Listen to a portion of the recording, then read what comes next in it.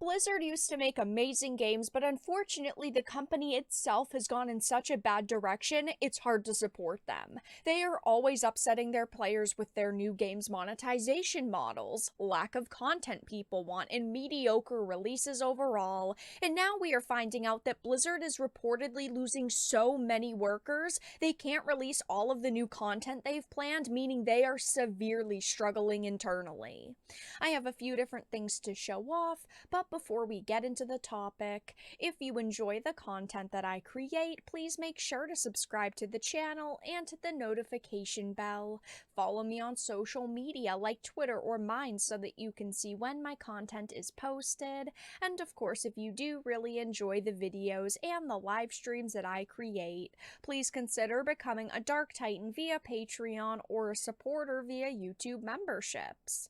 Starting with this The Gamer article, Blizzard puts together a crisis map of games it cannot ship due to staff losses, says report. Now, I feel like the point where things started to get really bad for Blizzard was when the Blitzchung controversy happened. Millions of players turned against them, they lost out on a ton of revenue, and overall things were looking pretty bad for them. And then, of course, we saw the Diablo Immortal controversy, where the meme, "Don't you guys have cell phones, and is this an out-of-season April Fool's joke?" started.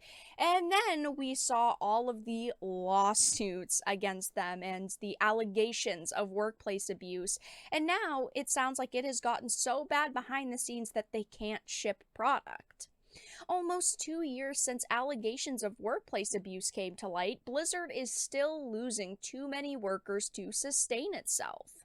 That according to current employees venting their frustrations on Twitter, blaming poor leadership and a forced return to work order that put an end to working from home. Now, when I've talked about Blizzard, I have had to point this out time and time again.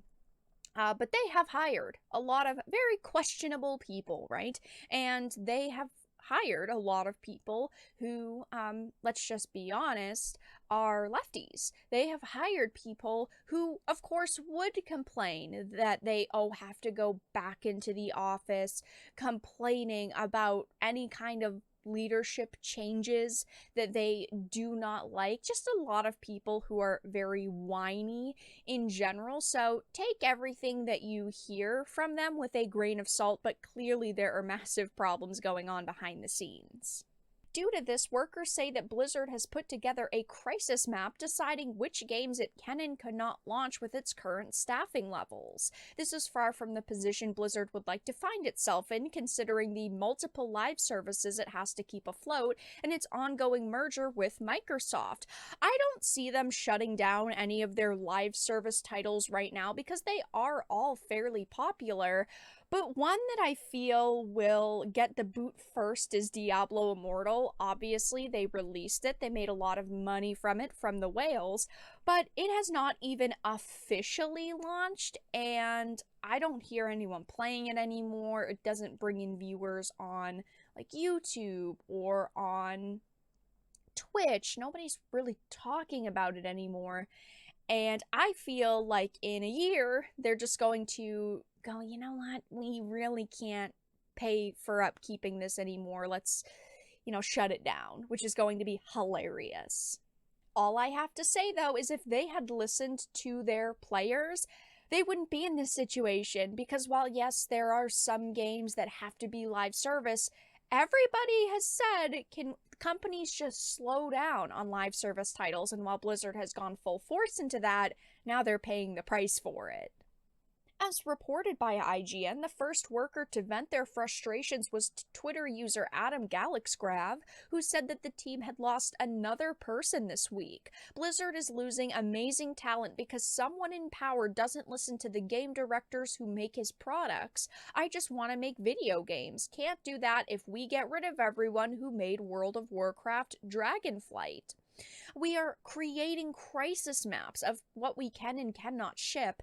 That is the loss of capacity we're facing. I literally have a schedule I strike out as people hand in notices. So not only did they previously lay off people, but now they are facing an issue where people just simply do not want to stay at the company. It sounds like there is a lot going on behind the scenes that we do not know about, and that they are facing some major problems.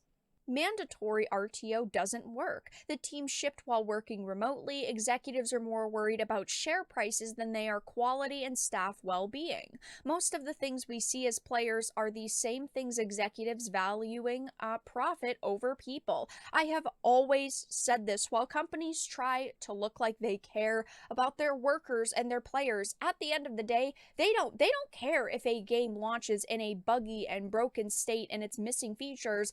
They only care about product getting out there that they can make money on. And making money hasn't even gone all that well for them. Of course, year after year, they were seeing increases 2020, 2021, but in 2022, the Activision Blizzard annual revenue was $7.528 billion, a 14.48% decline from 2021. This all makes sense though, because Overwatch 2 launched without features that were advertised in its reveal. Diablo 4 had a beta weekend and they said there was only going to be one, and then they decided that they were going to do a second one, trying to get people interested in the game and swipe their credit card. They are trying everything they can right now to half-ass content while also making money, and people are catching on.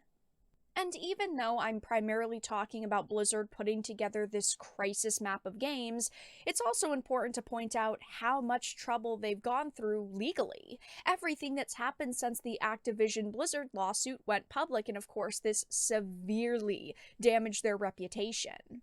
All of their legal troubles started back in July of 2021. The California Department of Fair Employment and Housing files a lawsuit against Activision Blizzard, alleging discrimination and sexual harassment against women in the workplace. Then, following that, the Blizzard president, J. Allen Brack, emails staff to say that the behavior detailed in the suit is completely unacceptable. And they did try to publicly fix their image by, referencing all of these things and making statement after statement. And we saw several people actually leave Blizzard after this. One of the most notable people who left the company was J. Allen Brack. He was the Blizzard president, and he had been with the company for more than 15 years. Also, following that, we heard Jen O'Neill had stepped down just 3 months after taking her job at the company. So they've been in a state of disaster for a couple of years at this point, but it is interesting to hear that apparently they have put together a whole crisis map of games that they cannot ship due to staff losses. But that's all that I really had to discuss in this video. Let everyone know your thoughts in the comments section down below. If you enjoyed this and of course found it important and informative, please make sure to give it a like, share it, and subscribe to the channel. And of course, if you didn't, make sure to give it a dislike. I appreciate your support either way, but I will talk to you all again in the next video really soon.